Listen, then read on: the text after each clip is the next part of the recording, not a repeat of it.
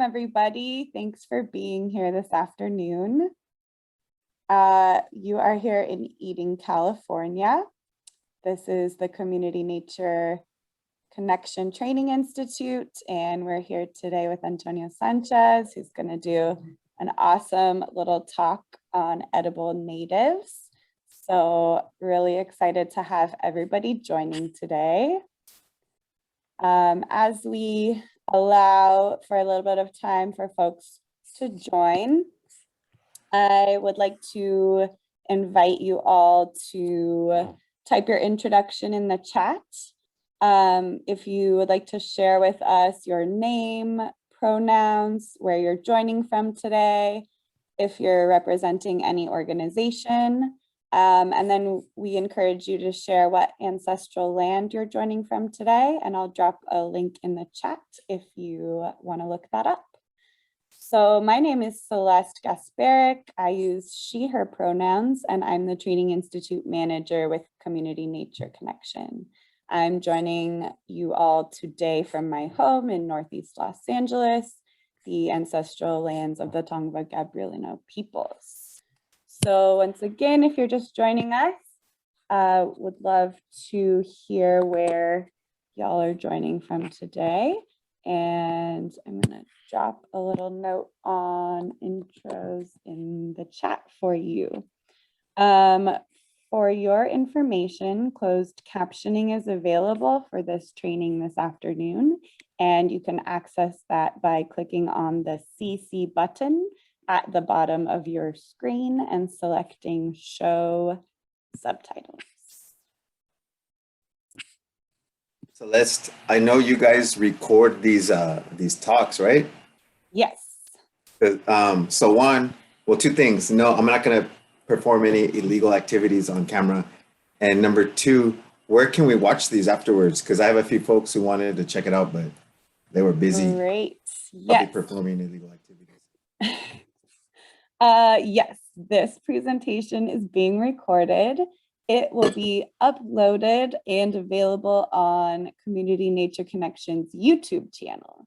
So I will send out a link to that once I've got it up on YouTube. Love it.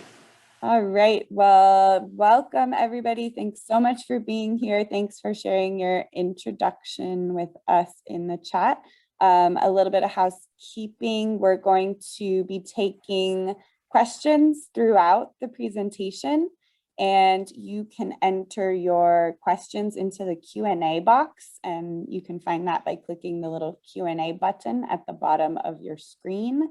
Go ahead and submit those questions as they arise, and we'll be taking questions throughout the presentation. And before we get started, I just want to start by acknowledging this land, home to the Tongva, Gabrielino, Chumash, and Tataviam peoples. I did a little bit of research on the area that I'm joining from, which is known as the village of Ostunga, or place of roses. It was in this village that the original stewards of this land gathered to collect wild roses. We recognize their continuing connection to land, waters, and culture, and pay respect to their elders past, present, and emerging. And a little bit about Community Nature Connection. We are a nonprofit serving the Los Angeles area, and our mission is to increase access to the outdoors for communities impacted by racial, socioeconomic, and disability injustices. We do this by eliminating barriers to the outdoors through advocacy, community-centered programming, and workforce development. And today you're joining a training as part of the Training Institute, which is one of our programs that aims to provide training and workforce development opportunities that increase participant knowledge and skills in the naturalist, interpretive, and outdoor recreation fields. So that's enough talking from me. I am very excited to have Antonio Sanchez here today. He's a regular here at the Training Institute and brings a wealth of knowledge about native plants and their cultivation and uses. So thanks for being here, Antonio. Take it away. Thanks, Celeste. Good to have you back. Is this the first class that we've done together since your baby? Yes. Nice. It's back to the team is back together. Yep. Welcome everybody from Vegas, Palo Verde Peninsula, from Central Coast, from a lot of places in Southern California, LA County, Ventura County. Let's have a good class. You guys said that you're excited to learn. I like giving free classes because there's no there's no expectations. It's like, all right, well, if it's a bad class then it's free. But now that you guys are saying you want to learn, now I feel like I have to step it up. I have to perform like a $50 class instead of a free class. So here we go. My game is on right now. We got an hour. I would love to devote up to an hour and 15 minutes, maybe even an hour and a half, but I'm respecting Celeste's time. There's my email. You guys can email me after the class. I'd be happy to get to your emails as soon as I would strongly recommend emailing me today because I work Wednesday through Saturday. And sometimes when I get my emails on Saturdays, I don't get to them till like the next Saturday. Celeste might be able to agree on that one because anyways, today's talk is a talk that I've been giving. It's been switching, right? It's like a tortilla recipe. I started with maseca and now I found a new type that I like, but the idea is the same. This switches every few months according to what I learn, people I speak to, and just what works for me in my kitchen, in my life, and with native plants. So I did create this original talk, even though if she sees this talk, I don't think she would even know what talk it is, with Dr. Naomi Fraga, who I got to work with, and I still consider a very close friend at Rancho Santa Ana Botanic Garden. Dr. Fraga is a homegirl from La Puente. She does a lot of good botanical science work, blah, blah, blah. We're here to talk about food. We originally gave this talk, I think 2014, 2015. And she and I were the lead organizers for the Native Food Symposium, which had over 225 people in Claremont about 5 years ago. You can still find that website online. We are interested in doing that conference again. So I would stay in touch with us. Because of COVID, it might all be online, but if COVID isn't around, we want to do it in person because we want to try. The best part about a food class is the food, right? So I apologize that normally I'd be giving this class in person and I would be making sage pesto for you guys. I would be roasting saltbush seeds for you guys. We'd be having just a good amount of food. Honestly, it's kind of easier, so I don't have to make all the food for you guys. This is a much easier class now, but let's get going today. I would like to know in the chat while you guys are here, what interests you about native food. And what I'm also interested in is, are you guys into plants? Because sometimes people hear the word native food and they're like, cool, but they've never even done like native plant work, which is all good. And that's why I love native food, because it is a way to reach folks who maybe don't garden with like deer grass, or maybe don't know what a ceanothus wild lilac is. They have no idea, and that's all good. We want to open the door to as many different people as we can, and I think this is a good way. So in the chat, if you could let me know what about this class attracted you. If you're just here for work, that's all good too. I'm going to talk a little bit about a history of food here in the Americas, and then we're going to go into a list of 10 plants that I think are easy for you to use in your garden or to buy online, and then to use as food, right, that are native to California. And then I might get into a little bit more exploratory stuff that's maybe a little harder to use, stuff that is maybe harder to find, but just as useful, I think, in your diet. You can chat. You could use the chat feature if you guys have any questions. There's my email again. And before I get started, I definitely have to give thanks to all the people I've gotten to work with and learn from. Dr. Fraga, the good folks at Chia Cafe. I come from a agriculture background, so a farming background. I started through farming. I started through like school gardens and like edible gardens. I remember when I used to go to Oxnard College, we helped do a tomato and chile garden and a vacant lot. I love trying to transform vacant lots into what we call productive lots, right? And so I went to school for sustainable ag. Unfortunately, I dropped out, or maybe fortunately, it didn't seem so sustainable to me to bring a bunch of water to feed organic almonds. I didn't see the sustainability in that. I saw the sustainability in a oak tree or an elderberry that can produce a crop with no additional water, right? I thought that was amazing. And so I worked at all these spots, Theodore Payne Foundation, Calflora Nursery, me and a primo and a very good friend opened up Nopalito Native Plant Nursery in Ventura County. We ran that for 4 years. I used to work at the Santa Barbara Botanic Garden, Rancho Santa Ana Botanic Garden. And of course, all the native folks who are still around and who were able to pass amazing knowledge down to really everyone, if you're paying attention about the food and about some of the ways here in Southern California and beyond. And before I get too into it, I want to hype up where I work. I work at the Santa Monica Mountains. I manage the nursery, the seed program, and kind of the outreach for the volunteer restoration program. We do have a free training. It's going to be on Saturdays starting September 10th. It's all, most of it's in person. If you guys look on the screen right here, it says Google. You can just look up Eventbrite, SamoFun. All of our classes are through there. And we welcome you to our nursery where we show you how to collect seed and germinate seed. We show you how to tell if a seed is viable or not. We'll show you how to do cuttings. So we can show you how to do white sage, penstemon cuttings. We'll show you how to maintain a native plant garden at one of our public gardens. We do a few online classes like native plant horticulture, just the basics of native plant gardening. And then at the end, this is new for this year, and I'm excited about this. We'll have a roundtable with a bunch of people that I know from the industry and talking about how plants are more than just garden plants to them and how they use them in their lives. In case you ever want to get into the industry, or if you're just, sometimes people don't have room for a garden, or sometimes when we go hiking, we're like, I just don't understand why I'm walking out here. Is there more to hiking? And if you have a song for a plant, if you have a medicine that you use that plant for, or if you have a story behind that plant, it helps tie us, I think, closer to the land. So I'm excited about that class. So everything's online. All the classes you can register for online. Some of them are online like we're doing now, and then some of them are in person, right? The maintenance and the cuttings and the seed class, those are all in person.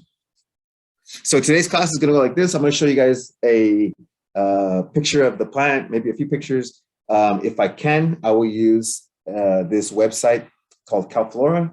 It's going to have a bunch of blue dots, and that shows you where the plant that I'm talking about occurs in native nature.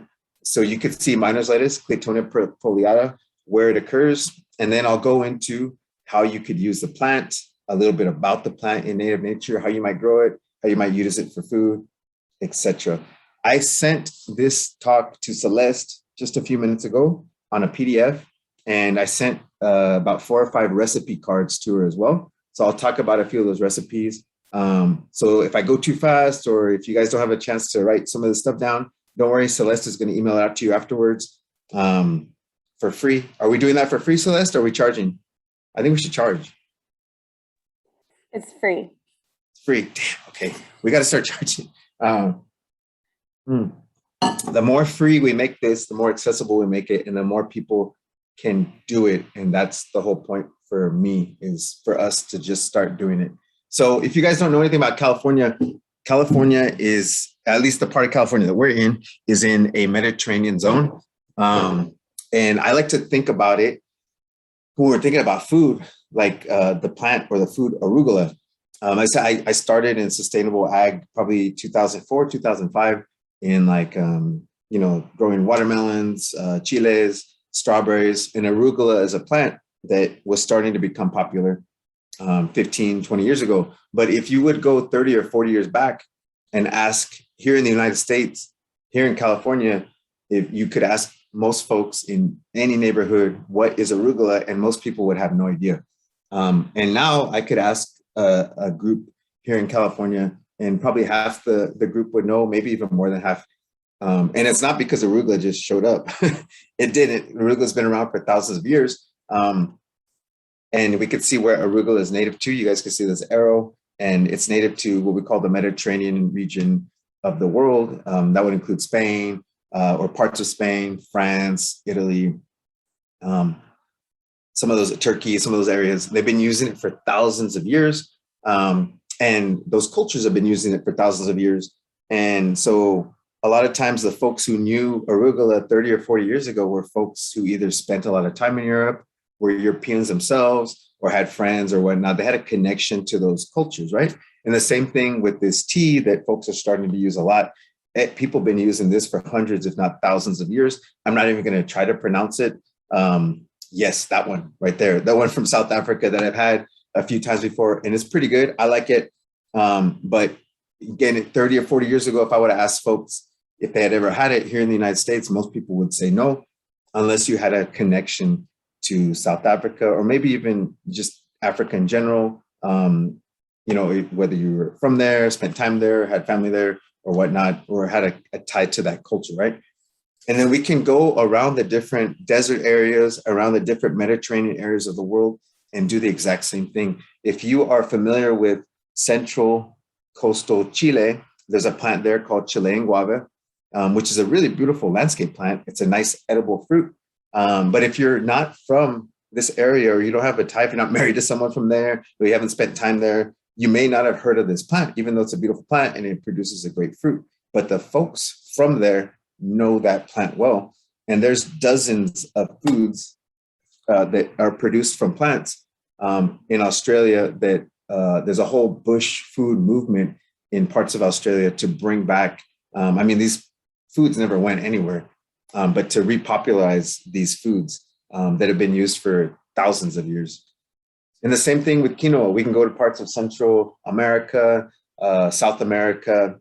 If we ask folks if they had ever heard of quinoa 30 or 40 years ago, most folks, they didn't have a tie to Bolivia or to Central America or to those cultures. They had probably never heard of it. And now almost everyone in a room in specific parts of California has heard of quinoa.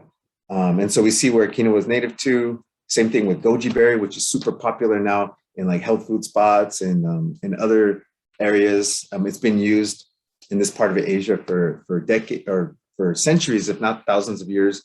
And it's just starting to become popular here in California, our part of the world. And so if we look at the Americas, which would be Alaska, down into Mexico, all the way down to Chile, we can look at all the foods. And this is not a complete list, but this is a decent list of what is found in most common stores, whether it be Vallarta, whether it be Bonds. Right now, you could find a lot of these. And there's a good chance that most of you will eat one of these today, if not this week. Something from Mesoamerica, which is basically DF or Mexico City, down into Central America. And then North America, which is basically not excluding DF, but north into Chihuahua, all the way to Alaska. So you can see the subtropical part of the Americas has produced corn, peppers, quinoa, lots of stuff that we use. And then if we go north into Texas, all the way out to Maine and Oregon, there's very few things that we use on a consistent basis, right? You can see the blueberries, pecans, sunflowers. So of all the 50 states in the United States, California has the most plants. And so it would almost make sense that California would have the most food to offer the United States and the world. But the only things that we use from California really are not even full plants, they're hybrids. And a hybrid is just basically a mix.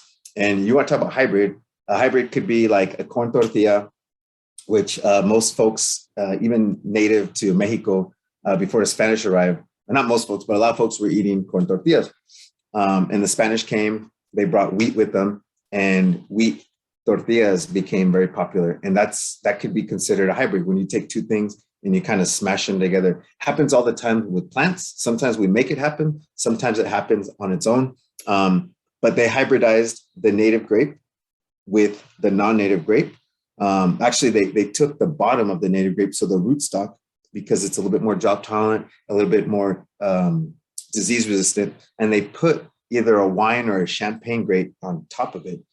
So if you're getting wine from some of these old vineyards that are over 100 years old, you might be drinking wine that's grown from a native California grape, at least the rootstock. And they do the same with walnuts. And there's some evidence that some of the strawberries that we eat today have been hybridized with the two different species of strawberries that we have here in California. But none of it is just like a straight up avocado. None of it is like a straight up corn, even though corn's way hybridized and domesticated. All of it's kind of mixed or kind of half.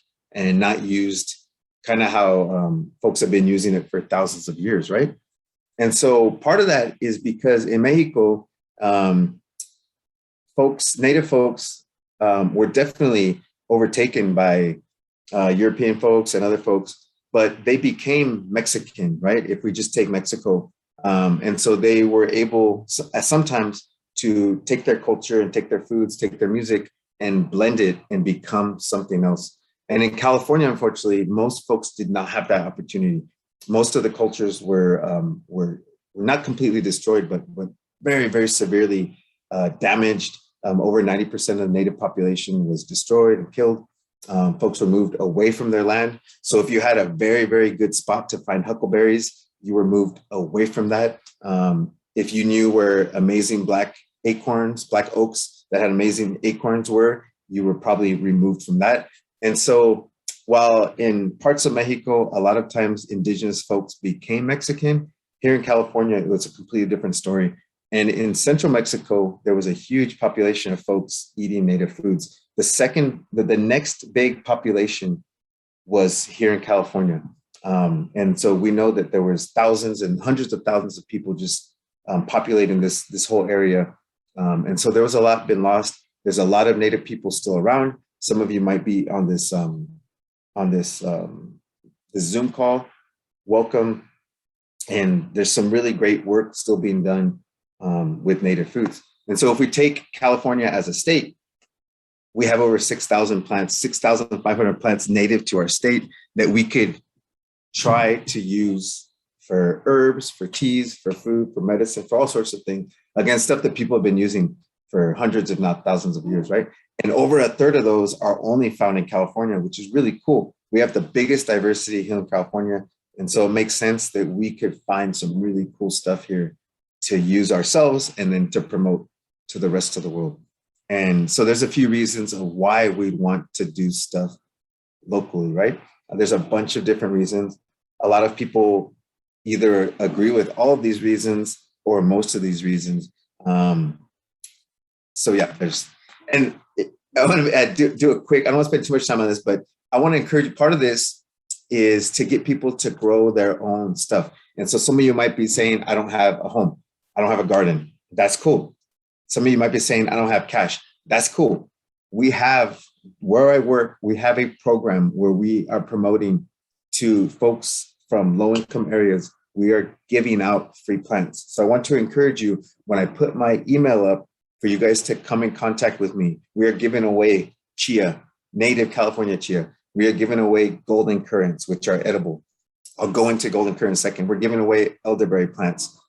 So I want to encourage you guys to not use, I don't have a garden. You can do them in pots. I don't have money. We can provide the plants for you. Now, we don't have 10 million plants. That would be really cool. But you are on this call and we can together do this, right?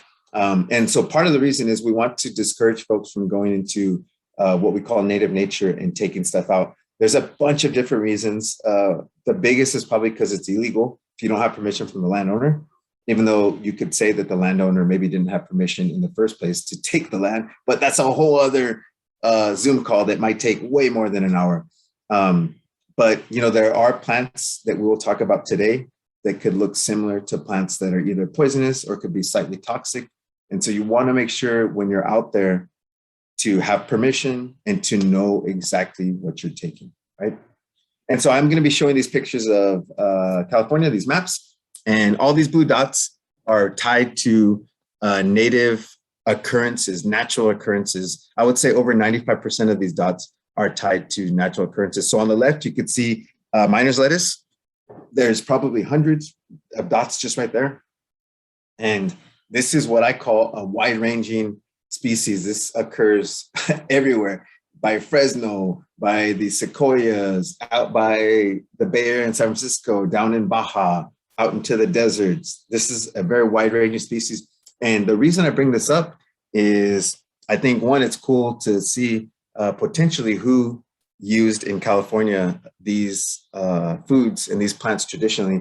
But also, when you see a plant that grows in this many different areas, it usually means it's very easy to grow in your garden, right? If you find a plant that only occurs out in the sequoias in 10,000 foot elevation and nowhere else, that's going to be really hard to grow in East LA in an apartment, right? Not impossible, but it just doesn't lend itself naturally. Whereas when you find a plant that grows everywhere, there's a good chance that it's probably going to grow where you're growing. And so there's my list. Like I said, Celeste has a copy of this. So I'm going to go over each of these plants. I'll tell you how to grow them, how to use them, blah, blah, blah. But we're at about our halfway point. And so I just want to check in with Celeste real quick. Do we have any questions that people might have? Anything that I went over too quick? Or should I just jump into the plantas? Jump into the plantas. We don't have questions yet, but everybody feel free to drop them in the Q&A box as they come up. Okay, cool. Are you seeing any like trends? People are saying of why they're here at this class. Most people probably have to be here for work, right? They're probably watching YouTube TV or something on the side. It seems like we have a lot of folks who already love food and love cooking and want to connect more with native food plants. We have folks who are already or are kind of looking for a gateway into growing native plants and want to learn more about growing. And then some folks mentioned wanting to decolonize their diets and learn more about native food. So yeah, so everything you guys are saying, you guys are basically singing the same song.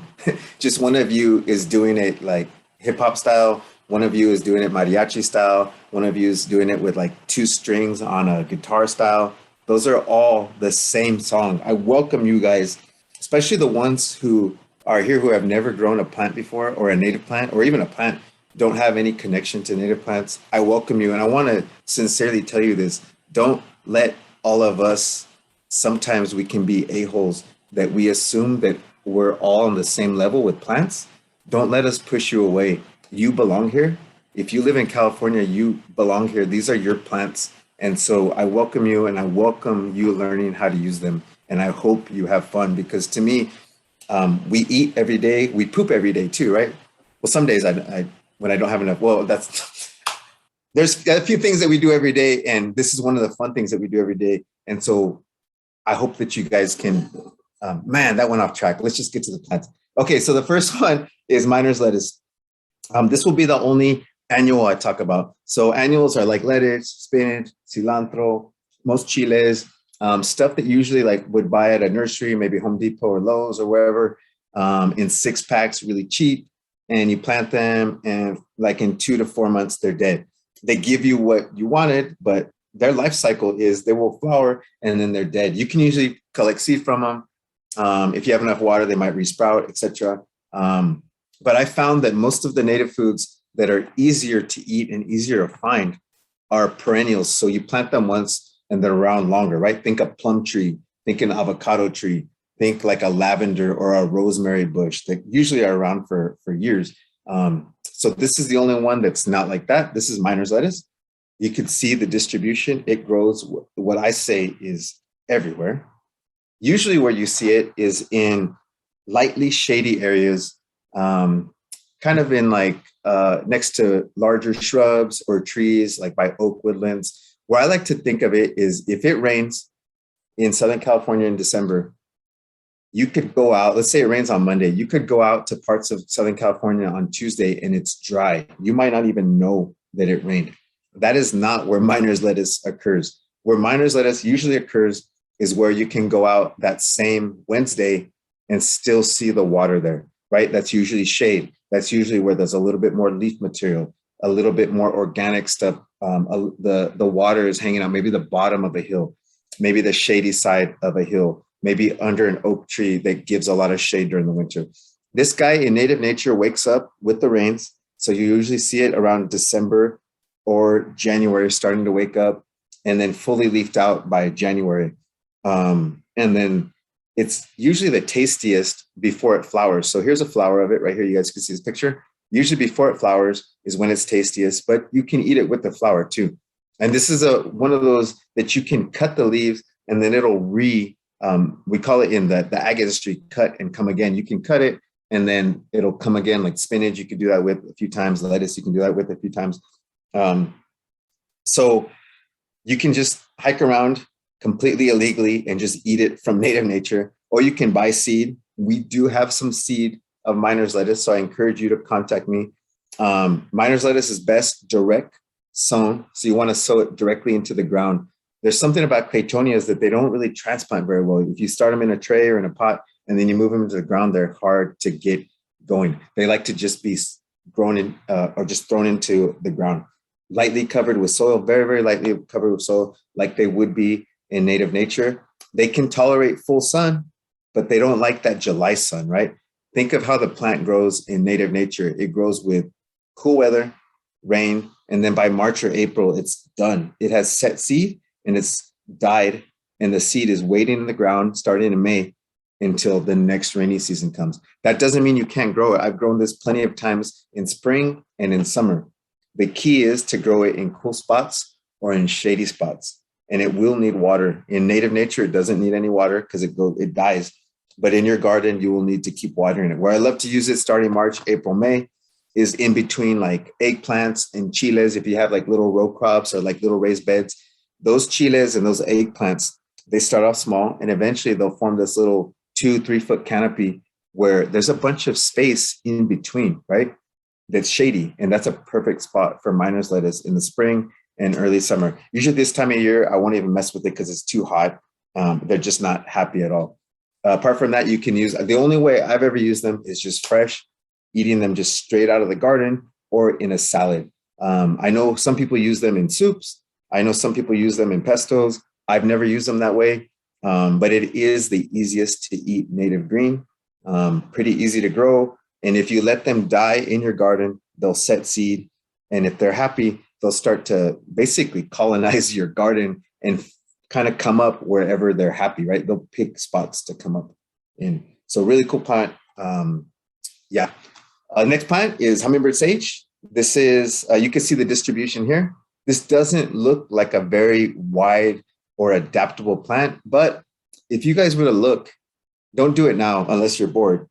You can do it now. But if you guys look up the historical rainfalls for the coast, it's really interesting. If you go back to the early 1900s and look at, let's say this is probably like Irvine right here, and then LA, and then Oxnard, and then Santa Barbara, San Luis Obispo, going out to Gilroy, Santa Cruz. If you look at these historical rainfalls, it follows a pattern. It goes from about 12 inches to about 15, then to about 24. So it is a huge difference in rain here. So for us, that's pretty adaptable. Hummingbird sage is very adaptable and very easy to grow in the garden. The way I use this is a few ways. The leaves. So we want to use the fresh leaves. It might seem like common sense, but just let me go over something. When something is drought tolerant and lives year after year, there's a perfect time to grab that leaf, and there's a less than perfect time to grab that leaf. So for a lot of our sages, when they're green and full is the perfect time. When they're dry and shrunken up is less than ideal. The flavor's gone. And if the flavor's not gone, the flavor's more intense because the plant has gone into dormancy and all the oils or all the flavors are concentrated and they can be really, really intense.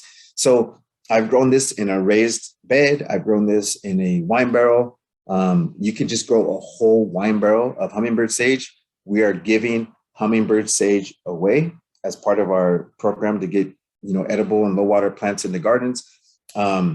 It's a huge hummingbird plant, for pollinators. So the way I use this, the easiest way is you take 3 fresh, large leaves and you just put almost boiling water on top and you let it sit for a while and you have a pretty, not like sugary sweet, but naturally sweet tea. Cool. If you guys don't like tea, all good. I understand. I prefer beer myself. So actually they make hummingbird sage beer too, which is pretty cool. I have a resource for that at the very end. Another way to use it is to take 3 to 5 leaves and wash them, then pat them dry, and then put them either in a blender or into a food processor with a small bottle of honey or a small bottle of agave syrup. I like to use honey because there's something in honey that lets stuff not rot. It keeps it like fresh, or it doesn't go bad.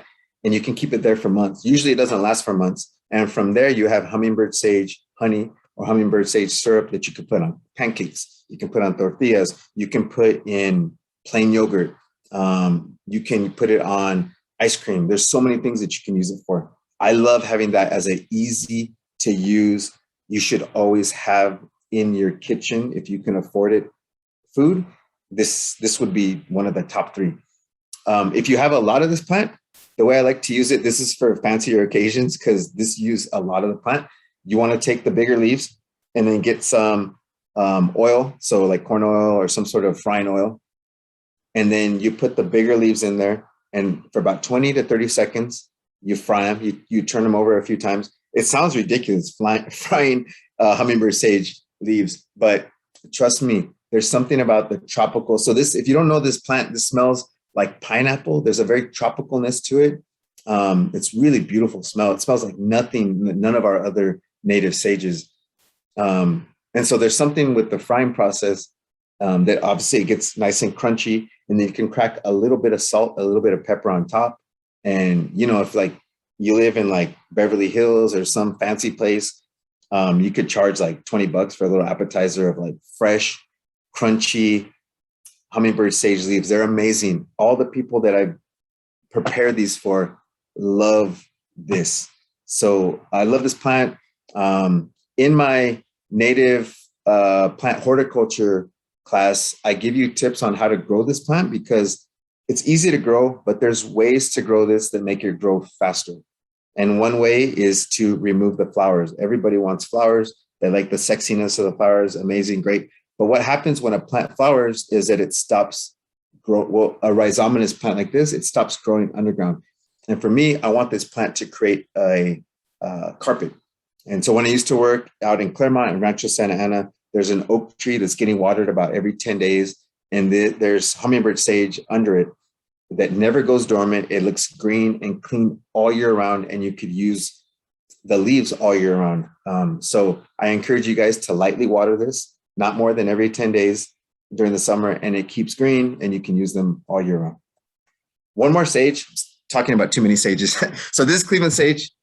This does, if you guys look at this native occurrence, this is very, very limited. This is basically San Diego and south in the Baja, and that's a very distinct region. That's 12 inches, 10 inches of rain, 95 degrees heat where this occurs, sharp drainage. When it rains, the water's gone within minutes usually. So that's a very distinct plant. And we know that people have a hard time growing Cleveland sage. If you can't keep a drip system off of it, it can be a little hard for some people to grow it because they overwater it. And then there's purple sage. Purple sage is, this might not look like it, but purple sage has a much wider distribution than Cleveland sage. And we've seen it, we just know it. It's a much easier plant to grow. It tolerates drip systems. It tolerates a lot of pruning, but it's not the best smelling sage, in my opinion. Cleveland sage is amazing. So what happens when Cleveland sage is on Tinder, or what are those websites where you try to find a date? Well, there's got to be one for plants. Anyways, if there's a plant Tinder, Cleveland sage and purple sage found each other. And they didn't stay together for a long time, but long enough to have a kid. And what happens is we got these hybrids. So if you guys follow my cursor, the four most common hybrids of Cleveland and purple sage are aromas, Allen Chickering, Pozo Blue, Whirly Blue. Out of all respect to all the people who introduced these four different plants, I honestly can't tell the difference between any of them. They all look the same to me, but for us, they taste the same. They are water tolerant. You can put them next to a lawn. They're fast to grow. You can never water them and they still live. There's a lot of housing developments that are going in right now that use these hybrids as almost like large lavender replacements. They're beautiful. So what I use them for is to make pesto. And the way I have a recipe for making pesto.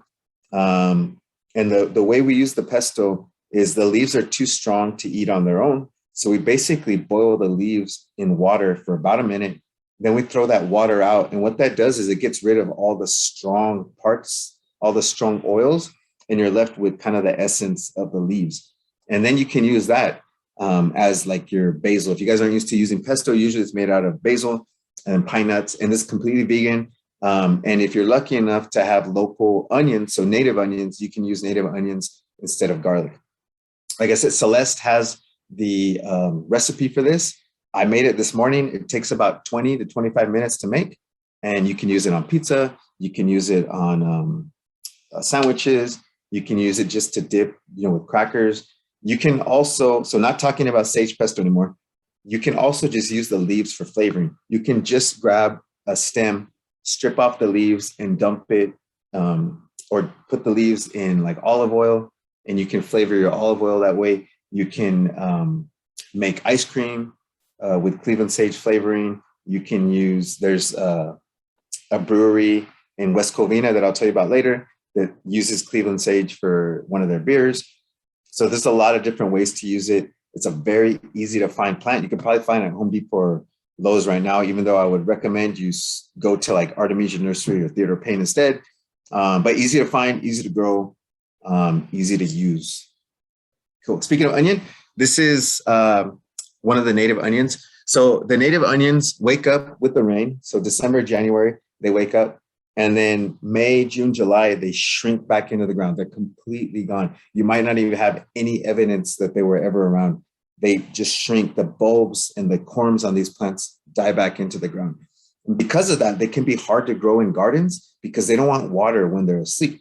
One leaf onion, or Allium unifolium, is weird, maybe not weird, is different in that it doesn't mind water. You can put it in a garden. So let me remind you of the hummingbird sage. Remember I was saying I water this every 10 days to keep it green? You can put one leaf onion with hummingbird sage. It will tolerate the water. Whereas if you put red skin onion or a few other different native onions, they might rot out during the summer with that water.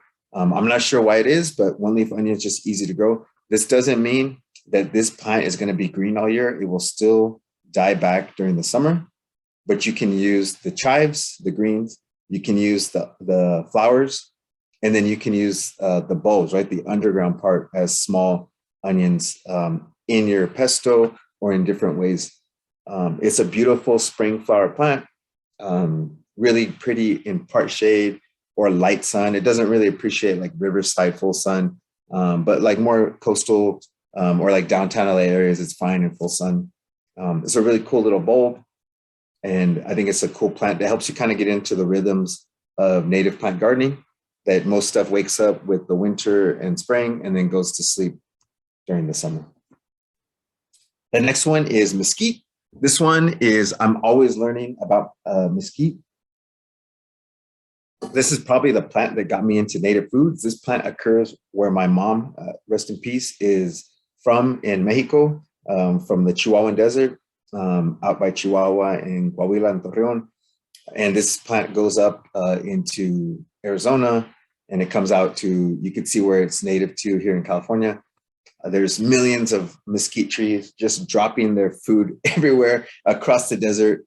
There is even a group called Desert Harvesters. If you guys look at my cursor, they are out of Tucson. They have made a second book now. They make 2 books out of using mesquite.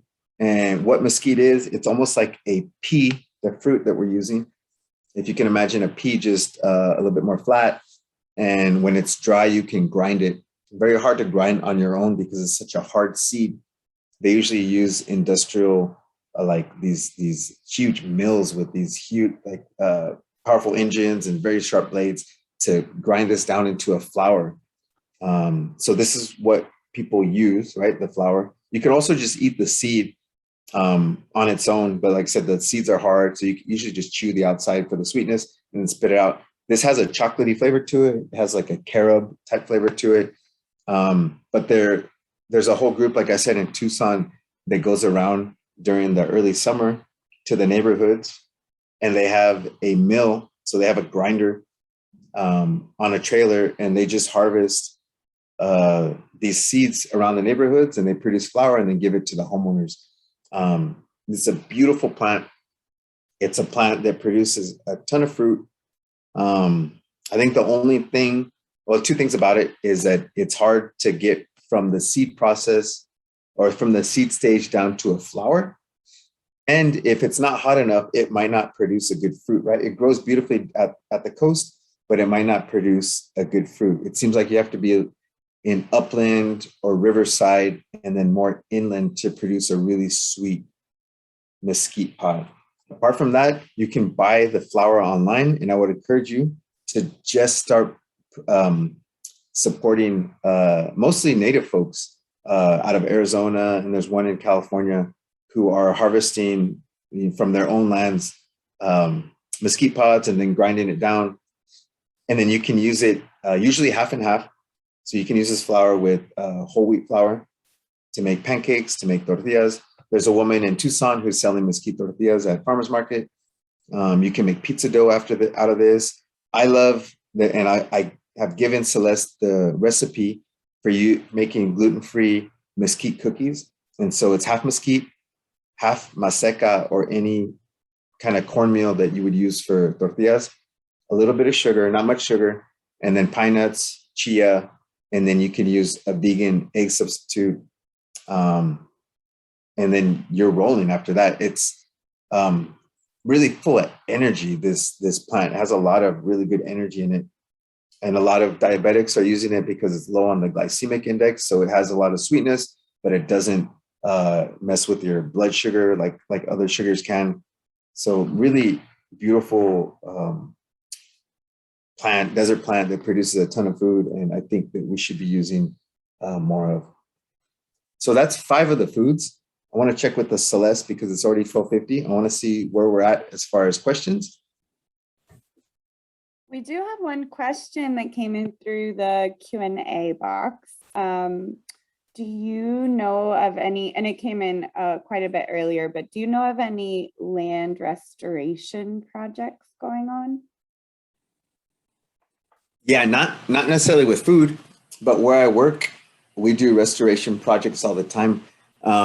Most of our restoration stuff is not happening right now because we want to plant with the rain. It's easiest to get stuff established with the rain. So we're going to start late October, and November is really our days where we try to plant like 2,000 plants a day into the ground. We'll plant oak trees, we'll plant golden currants, grasses, all sorts of stuff. So if you go to that website that I showed you earlier, the Samo Fund Eventbrite, then we have stuff going on in Calabasas, Agora Hills, and kind of Thousand Oaks, Newberry Park. And if that's not good enough for you, you can just email me and I can try to find or help direct you to a spot that's closer to you.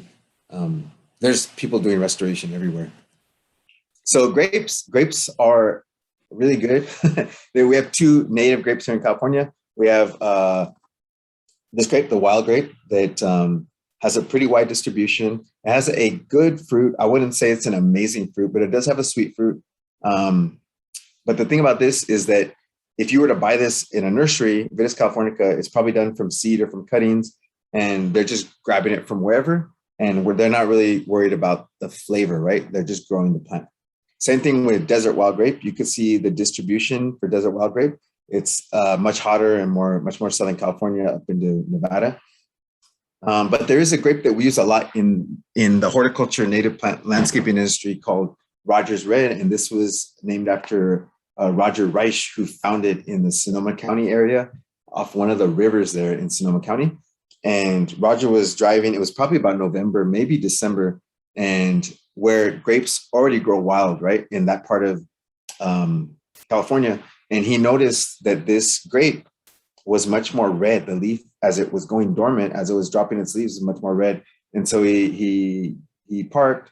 He did what I'm recommending you don't do, which is take a cutting or take a few cuttings, and then he grew it his own. And now we grow it by clones. It turns out to have an amazing fruit. It has a very, very good fruit. I would say the only downfall is that it does have seeds in it still, but this plant grows really fast, 10 to 20 feet a year sometimes. Sounds like a lot, but if you guys have ever seen a vineyard, all the vineyards get cut back every year. So all of those grapes want to grow 10 to 20 feet a year. And all the folks who are growing wine or like table grapes, they just cut them back, right, to keep them manageable. So you can do the same. You don't have to. You can let them grow, 10, 20 feet a year and cover an arbor or trellis or whatnot. But they can produce fruit. Depends on how old your plant is when you buy it. But usually by the second or third year, you can get a huge crop of fruit. It grows in full shade, which is really weird for a plant to grow in full shade and in full sun. If you do grow it in full shade, it will almost never produce fruit. You need at least part shade. I would recommend full sun to get the most fruit possible. But this is a great plant for fruit right now. Like you could step out of your house and have the fruits ready. I think today, mid-August is like the perfect time for a native grape. Very low water too. In most parts of California, you could water them like once a month and still get a crop, which is really cool. I want to talk about blueberry. Blueberries, most of the blueberries. Yes. Sorry to interrupt. We have a couple of grape-related questions. Oh, yeah. Go ahead. Do you know where one could buy the California wild grape or Rogers Red? Yeah. I would always go first to Artemisia Nursery. That's in El Sereno by Cal State LA. Theodore Payne Nursery is a really good resource too in Burbank. You could come out to Moore Park, Matilaha Nursery. Those would cover a lot of Southern California. You usually want to go to a native plant nursery though. These aren't plants that like Home Depot or Lowe's would sell, unfortunately. If you guys are around a Green Thumb nursery, like in Ventura, or I know there's one like by Irvine, they will usually order it for you if you ask them to. Awesome. And then another question about the Rogers Red grapes. Can they be grown in a pot on a balcony? Yes. Yeah, almost everything that we're talking about today can be grown in a pot. The only thing about a pot is they always need water, right? So I just told you once a month you can water it in the ground, but in a pot they need water all the time. So once or twice a week, and they need a lot of food. You need to keep feeding them. It doesn't have to be chemical. It could definitely be organic fertilizer. But in the ground, we almost never have to feed our native plants. But in pots, they're always eating from the soil in the pot. They don't ever have access to 10 feet down, 10 feet across. And so they need food. And so that's the biggest mistake I see people make when growing native plants in pots is they don't feed them enough. I'm not telling you have to feed them with a Miracle Grow 20-20-20 azalea fertilizer, but you definitely need to feed them because they would have been eating from the native soils, and there is a decent amount of food in there. And you're also keeping them green. You're pushing them to grow all year, which normally they wouldn't in native nature, right? It's less water and leaner soils. And so you're asking them to grow all year. And so you kind of need to reward them with the food. Cool. So there's a story about, I'll go over the story very quick about domesticating blueberries. And apart from the destruction that happened to native people on the East Coast, I'm not even going to talk about that. But in the early 1900s, there was a botanist named Coville who found or was working with the wild blueberries out there. And he thought that they were very sweet. I think most people would think that they're really good. And he thought that this could be a farm crop. And he wanted to see if they could domesticate them and make bigger fruits and try to grow them in rows to make them a little bit easier to collect, to harvest, etc. And so he put the call out. And long story short, some folks got together and started getting the sweeter fruits, the sweeter bushes. And they got cuttings of them and they started keeping track of them, learning how to grow them. And within 5 years, they had an easier to grow blueberry with a bigger fruit that they could take to market. And that's a long way away from the blueberries that we have now. But it just shows you that some of these plants can be easy to domesticate. And all domestication is for us is making something easy to grow where we want it to grow. And I think the easiest food plant that we have to grow in California that we could domesticate would be golden currant. So golden currant for me is easy to grow. It takes clay soil. It can take very shallow, gravelly soils. It takes full sun. You can see the distribution of it. It's everywhere. It has random spots. It's a pretty plant. So it's on the UC Davis all-star list of 100 plants for California. Clay soils, 100-degree weather. It has an easy fruit to harvest. The only thing about this plant is it seems to produce a lot more fruit when you plant more of them together. You guys may have done this with blueberries. Sometimes you'll find a blueberry plant in the nursery. It has a bunch of fruit. You take it home, you plant one blueberry, and the next year you have almost no blueberry. Because blueberries need to be with each other. They need at least 3 to really cross-pollinate and to produce a decent crop. The more, the better. This is one of the plants that we're giving away I encourage you to contact me. Like I don't like to give away just one of these. We want to get 3 into people's gardens. It's an excellent early flower. This starts flowering in December and January, so good for hummingbirds, for early pollinators. Just a really cool plant. There's a bunch of other fruits that we could start to domesticate. Probably the easiest one for me would be huckleberry, because it's already being used in Seattle, Washington, and the Oregon area. It grows just in abundance out there. And you can see this map, all these points right here are where it occurs. So always along the coast. And you can see this break. It occurs on the Channel Islands and then down into San Diego. But it really occurs out into Vancouver. So the same exact plant occurs in Vancouver with all the rain that they get out there, and in Baja, in San Diego with the heat and the minimal water they get, the exact same plant. So we know you can just buy huckleberries on the side of the road. You can buy huckleberry jam.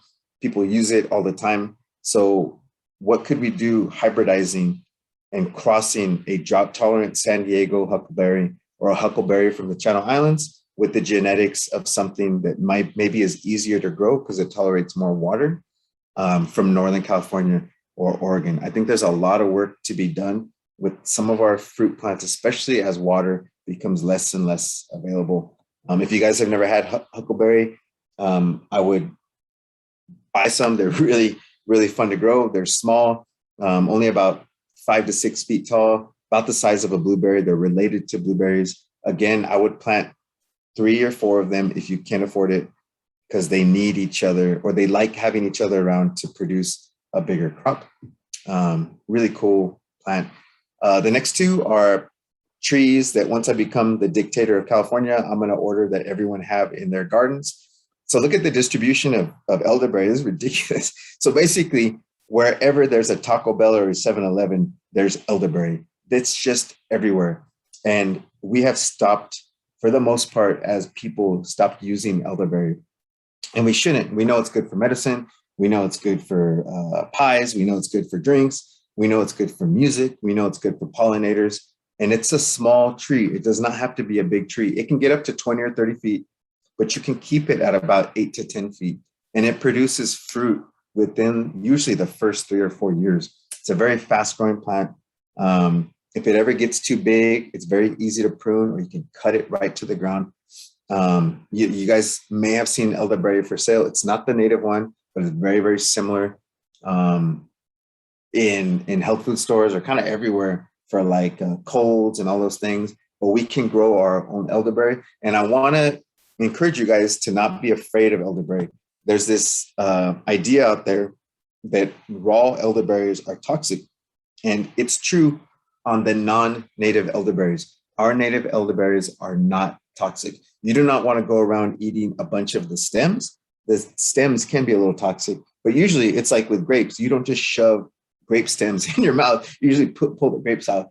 And so it's the same way. There's a farmer from Bakersfield who sells fresh elderberry at the Santa Monica Farmers Market, and no one's dying from fresh elderberry contamination. So I encourage you guys to harvest elderberries, to grow them. This is one of the plants that we're giving away. If you have a hard time removing them from the stems, put them in the freezer, let them get cold, and they're very easy to remove the fruit from the stems once you get to that point, when you're ready to either clean or to eat the fruit.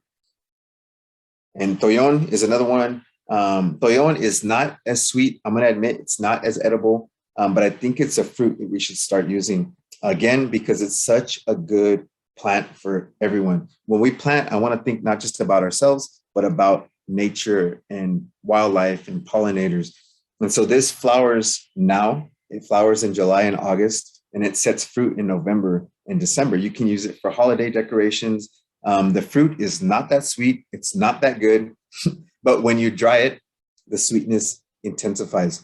When you use it with something else, like in your plain yogurt with your hummingbird sage syrup, it's very, very, it's easy to mix with other things, right? It would be hard to eat handfuls of toyon, and you probably don't want to eat tons of handfuls of fresh leon because they can be slightly toxic. You can just eat tons. But I don't know if anybody's eaten tons. They're just not that good on their own. When you dry them, the toxicity is gone. And then when you mix them like in yogurt, you're not using so much that it's ever a problem. Native folks used to, and some folks still do, dry them, and then you can use them like in trail mix or like granola. So it's a plant that I think we should use more of. It's on the UC Davis list of easy and beautiful plants to grow for California. So I think it's one that we should use for sure. And I just want to encourage you guys, when you're doing native gardening, remember, these plants have been here for hundreds, if not thousands of years. And so they're very easy to grow as long as you give them what was here thousands of years ago. And it's usually not a drip system, and it's usually not 20-20-20 like chemical fertilizer. It's usually rain during the winter and a very light dosing of organic compost during the spring, and then a light watering during the summer. If you can do that, most of the native plants are very easy to grow. This is a list of tips that I go over when I do my native plant horticulture and landscaping training. These are tips that I use that have served me super well in the 15 plus years that I've been doing this. And I like to, whenever I plant, if we plant 100 plants, I think it's a failure if 95 of 100 don't survive. And so we should have really good survivorship when we plant our natives. And some of these tips are them. And so it's just a preview of stuff that I go over on my native horticulture class. There are a ton of other plants that we could talk about, like acorns, chia, pine nuts, quail bush, bulbs, all sorts of stuff. But I think I'll check in with Celeste to see where we're at. And I'm going to put up a slide of what a farmer's market might look like if you were to just do native foods. So what do we have, Celeste? Awesome. Well, we are going to stick around for any other questions that folks have, but I know we're at the hour. So I just want to make a couple of announcements before we continue with some Q&A. I wanted to, of course, thank Antonio for this presentation and remind folks that I will be emailing out the slides as well as the recipes that he mentioned. So everybody's going to receive that. I also wanted to let folks know that we have a few trainings coming up. Next week, we're doing a little series on fire resilience as it is fire season. And next week we have a training on Thursday that is recreating safely during fire season. So if you guys are planning some fun like summer camping trips or hikes or anything like that, pop in to learn a little bit about how to be safe when you're out there in nature during fire season. For those of you, probably all of you that are interested in the plant theme, we are going to have another training coming up September 30th with Theodore Payne Foundation. And that is landscaping for fire resilience. So that one's going to be really cool. You can learn more about what kind of native plants are really good for a fire resilient landscape. And then we have another fire training that's on fire preparedness tips for the home. So I'm going to just drop the link to the upcoming trainings in the chat right now. And then, yes, I will include those in the email that I send up for follow-up. But you can check out our website. And then one other announcement, I know we had somebody inquire about restoration events. And I just wanted to mention that Community Nature Connection is going to be hiring 2 part-time biological technicians, and that role will assist with habitat restoration work. We haven't announced it yet, but we're going to be announcing it really soon. So if you monitor our social media and our website, you'll see an announcement for those positions coming soon. So thanks everybody for being there. Yes, I got another question about the deck. The deck is coming to everybody via email after this presentation. So don't worry, the recipes as well. And then those events that I mentioned, I'll email out too. If y'all are free to stay for a little longer, we can take some questions. And otherwise, thank you so much, and check out our upcoming trainings. Hope to see you at the next one. I'm just going to go over a few more things, Celeste. Yeah. So just to reemphasize, this is a free 7-week native plant horticulture training program that we have. A few of them are online, and then a lot of them are in person. They're all on Saturdays at 1 p.m. If you go Google Eventbrite Samo Fund, you'll see starting September 10th, you'll see on Saturdays. And if you're interested, just email me. Here's my email, Antonio Sanchez at samofund.org, and we can talk about getting you in. Also, I think I wanted to show you what a farmer's market stand might look like of fresh produce and prepared foods. So when I used to work on farms, I used to sell like chiles and like cucumbers and all that from the farm that I worked at. We would take them to the farmer's market, and next to us in Sonoma County was this guy selling, he had a box of loose miner's lettuce, and he would sell out every week. I don't know why we weren't growing it.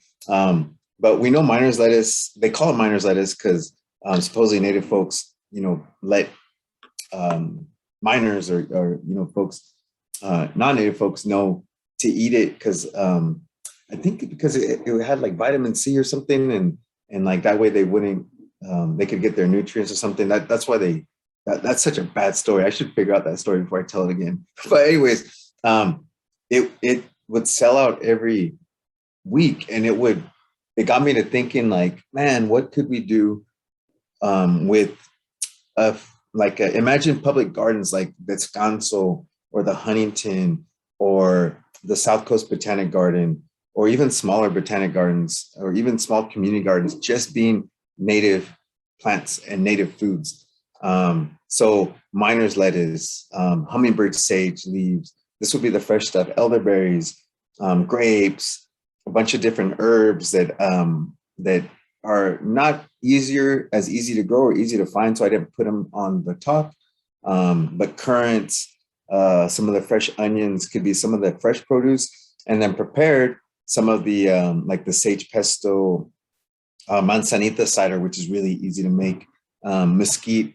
Manzanita cider I didn't put on because manzanitas can be a little hard to grow, and they could take years to produce a fruit. So that's not one of my easier ones. But if you have a spot where you can, whether you have a manzanita or someone who can give you the berries, they're really easy to make cider out of.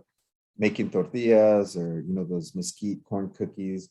I think there would be a lot of interest in people selling native and locally grown foods, right? And this is an idea of what a 1/4 acre native food garden would look like. Areas where native folks could harvest their own chia, their own corms, their own onions and bulbs.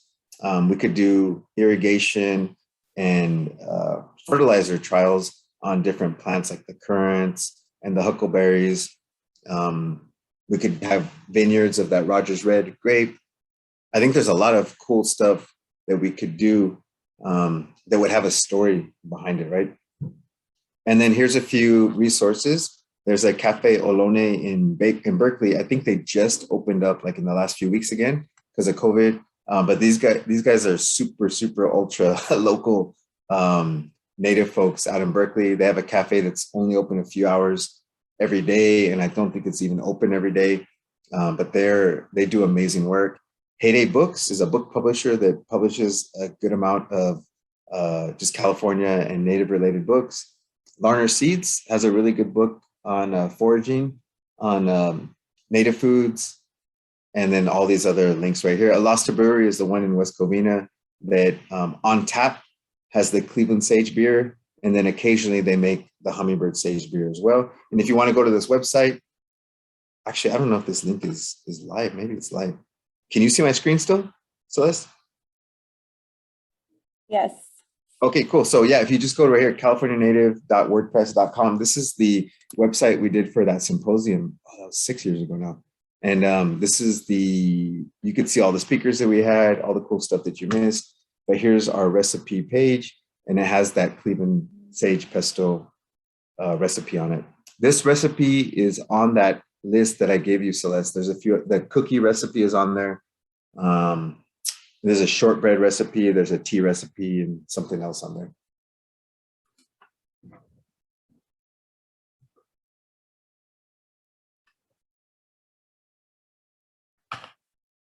Awesome. Yes. And so again, that link will be live in the slides. And when I send those around, and I'll include it in the follow-up email as well. So we had a couple other questions come in for the 7-week California native training, Antonio. That's you that teaches it, right? And how can folks find out more information about it? Yep. Yeah. If you fell asleep during this one, sorry, you're going to fall asleep during all the other ones. So that is me who teaches, except for this last one. This is going to be something different. This will be a conversation, like a 15-minute kind of interview with people, and then a 15-minute question answer with each person to find out kind of how they take plants past the garden, whether it's with music, with poetry, with art, with medicine, with traditions, etc. But all these other ones, yeah, there's no other way to put it. Just no one will work for free except for me. So that's it. Everyone else wants us to pay them. So they can find out more by Googling Eventbrite Sample Fund, and that'll take you to our complete list of classes. Like we have a volunteer event tomorrow, where if you give us 2 hours of your time to help us do nursery work, we'll give you 3 plants. We have a maintenance class tomorrow as well, but everything's online. But this training program is meant to build 1 week off the next week, off the next week. So we start off with the introduction to native plant horticulture. So we talk a little bit about irrigation, a little bit about planting, a little bit about plant selection. Then we go into seed collecting. We have you at the nursery. We show you how to collect seed and to tell if it's good. Then we get you out to do maintenance and actually install plants and show you how to water them. And then we come back to the nursery and do cuttings. And then I have an online class about local plants from the Santa Monica Mountains, which ones are best for gardens if you want to go ultra local. And then we do the advanced maintenance class, which is more pruning and fertilizing and stuff like that. If you're interested in it, just email me. We can talk more. Awesome. And so I think that covered this question about the free plants. You can find out about how to volunteer to get free plants. You can also email Antonio. I want free plants now. And So just to be clear, you don't have to volunteer to get free plants. It's just like a reward because not everybody can come out because we are pretty far from a lot of people. We have a program where we give a kit of plants to people, and we're not going to start giving them out till November. But if you are interested in some plants, then you would email me just specifically about free plants, and then we can chat more about that. Awesome. Yeah, November being the most excellent time to put them in the ground. So just remember to email Antonio about that. And then we have one more question about the chaparral sage. How would you grow it, or how would you water it if it can't tolerate drip irrigation? Chaparral sage, which ones? Oh, I think you're talking about the Cleveland sage. Yeah. Yeah. So that's a great question. So I don't know if you really want me to answer that because I could probably talk for like 6 minutes on that. So it's all about starting the plant off right. This question is like, we're asking how to get a 6th grader to do 6th grade math when that 6th grader didn't even have a good 1st grade, right? He had a broken home. He missed 1st grade most of the time. So the real question is, how do we get a plant established to where we don't have to water it? And so my short, really long answer is follow these rules always. And you will almost never have to ask that question. Plant in the winter because the days are short. And what happens when you plant in the winter is you get a lot of root growth. The plants almost always never grow. They above ground, they look like they're not even moving, but below ground, they're creating a huge root system. So if you plant them in December, come April, the sun will start to pull them up and they have roots to hold them in. They'll be rooted in. What most people do is they plant in April and the sun pulls them up and they never get a chance to get established with the root system. And so you're always chasing them with water. So plant during the winter, plant small pots. And when you water the first 2 waterings, give them at least 2 gallons of water. And that's a lot of water. And these are all topics that I cover in the maintenance class, in the horticulture class, and we practice them. We show you how long it takes for your hose to deliver 2 gallons of water to a plant. It takes a long time. On clay soil, it takes forever because the clay soil won't take all of that water at once. Once you have that plant established, then a Cleveland sage would get watered about twice a month. Depends on what irrigation system you have. But from May to October, during what I call the dry season, you would water it twice a month. That's it. Any more than that, you're probably going to kill it. With the drip system, it would be about 10 to 15 minutes twice a month. With the pop-up overhead sprinkler, it'd be about 30 minutes every 2 weeks. And hand watering, it's a little different with hand watering. We go more off of square footage than with time for hand watering. But it's kind of like a pop-up sprinkler. You're not trying to get water into the ground. You're trying to like refresh the plant during the summer, right? If you're trying to water the ground during the summer, you're doing the wrong thing, right? You're trying to basically get like that rain that we had yesterday, or like that monsoon rain that we had about 3 or 4 weeks ago. None of the water sticks into the ground. You're just trying to refresh the plant during the summer. So there's a lot more to it, but if you can get them planted during the winter, give them a lot of water, and then lightly refresh them during the summer, you're fine, you're good. Awesome. And then just one more question to clarify about the native plant class. Is it like, does a student need to sign up for all 7 classes, or is it a series, or how does that work? So anyone's welcome to the classes, but you can sign up for any of them. But if you want my attention, like a lot of times people are coming to do something. They're trying to start a nursery. They're trying to do a landscape business. They're trying to do their garden. And so that's why it kind of builds off of itself. And so a lot of the advanced maintenance class would be way over your head if you hadn't gone to the beginning one. The second in-person nursery class will be way over your head if you didn't go to the first one, because we'll cover how to identify whether a seed is good or not. I'm not going to cover that again in the second class. We're going to assume that you went to the first one. And so you do want to take all 7. And what I ask for in return, and that's why you need to email me, we could talk about it, is I ask for 40 hours of volunteer time over the next year here at the nursery. Or you could do social media work for us. Like you could, anything that you could do, you don't have to come to the nursery.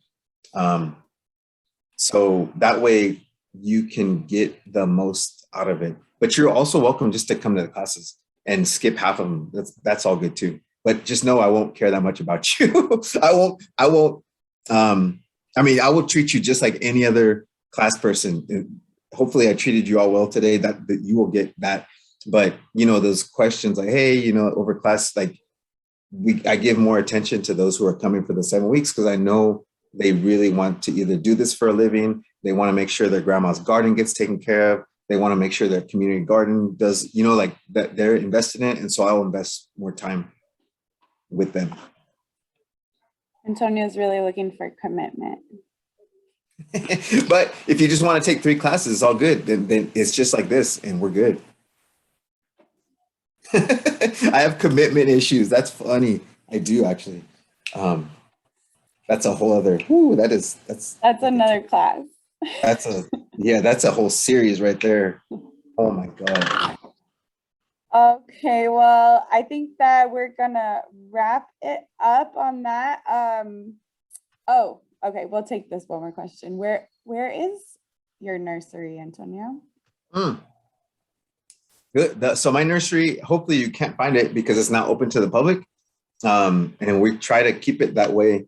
I mean, not really. I mean, we're open up to volunteers. So the best way to find it is we're in Newberry Park. We're on federal land. We're on national park land. So we're in the Santa Monica Mountains. And if you just go to one of our, I'll do it right now so you guys can see. If you just go to our Eventbrite page, where you can register for all of our events. I'm gonna share my screen real quick. So this is our Eventbrite page, and Free Plant Fridays, like we had, I think we had about 16, we had almost everybody show up today to help. So we had Free Plant Fridays, right? And so I'm gonna click on this. And so those people gave at least 2 hours. A lot of people stay for 5 hours. There's some really cool relationships being formed out here. People are just having a good time working with us. We did mugwort cuttings today. We did divisions of deer grass, and then we're potting up like some chaparral plants. So this is the background. You guys, this is not what you would see, but here's where our nursery is. Right here, here's directions, right? We don't have an address, so we have to give you this direction. We have to tell you to park in the main visitor parking lot and Google car park for Sycamore, then walk past the eucalyptus grove. So this is the main entrance to the park, but it's a little bit further than that. Anyways, we don't really want you here unless you're here for a class or for volunteers, right? So we're not like open to the public to like, but trust me, if you want free plants, we give you exact directions to find us. And then I always give you my phone number in case you get lost or you're running late. You can always call me or text me. Awesome. Is there any public transportation that gets you close? God, that's an excellent question. So here's what, this class is going to go on forever. So I recognize that we are not accessible to a lot of people. So part of what we're trying to do is take some of these classes out into the public. And I think that's what we're starting to do with CNC when, before COVID. So we did a propagation class, and I dropped a bunch of like perlite and sand in your nice building. Celeste, where's your building at? Northeast LA? What part of LA is it in? By the river, it's huh? in like Cypress Park, the Los Angeles River Center in Barden. Yes. So there is no bus that comes within half a mile of us. If you can bike, and it's fairly close to a bus stop, but for wheelchair and walking, it could be a little difficult. But our goal is to take these classes out to the community. I'm from Oxnard, from El Rio, from Colonia. Like, it's hard to get to some of these classes, and these classes are expensive. I want to make it as accessible to people as possible. So because of COVID, we're not going out as much, but I would just stay in touch with us. Look at our Eventbrite page. Stay in touch with us, like with CNC. Once we can do stuff in person, Celeste, I would like to go back to you guys and let's start offering those classes again. Definitely. Okay. Amazing. Well, thanks again so much, Antonio, for being here, offering this class. Thank you, everybody, for coming. Look out on your emails this afternoon. I'll be sending out all those resources and links and good stuff that we mentioned. And then keep your eye out for future events with Antonio and with other trainings through the Institute, and on that Eventbrite for the SAMO Fund for their classes as well. So thanks. Yeah, thanks so much. So there's 2 questions in the Q&A. So Cleveland sage is like lavender, exactly. If you ask a good landscaper, low water landscaper, lavenders water them every 10 days during the summer. That's how we would do Cleveland sage, even a little bit less. Our babies welcome to the nursery. The nursery work that we do, we actually welcome kids about 6 or 7 years old with guardians and above. And then I would check I'm happy to say we have a youth program starting in October where we're going to do a science-based project with kids and families starting in October once a month. So we're going to do seed bombs. We're going to do holiday decorations with like white sage and toyon. We're going to do herbarium samples, but it's all based around science. So we're going to trick the kids to come in to do something fun. And then we're going to shove science down their, respectful science down their throats. And that's something we want to take out to the public too. Like we would love to take it out to the community, to CNC and, different spots. So cool. Awesome. All right. Thank you guys. Celeste, I know you got a baby of your own. You got to go take care of. Cool. Thanks so much, Antonio. Thanks, everybody. Have a great afternoon. Take care. Thank you all. One. Bye.